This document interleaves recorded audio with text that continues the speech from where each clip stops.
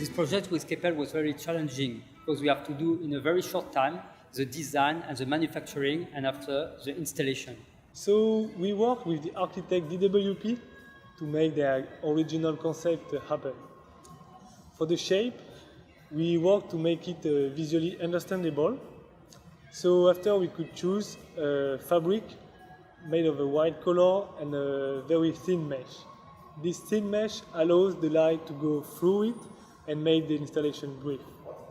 About the lighting, we are using two colors, the warm and natural white. The warm white is used for the nighttime and the natural white for the daytime. So finally, the installation brings curves and movement in this very large lobby area.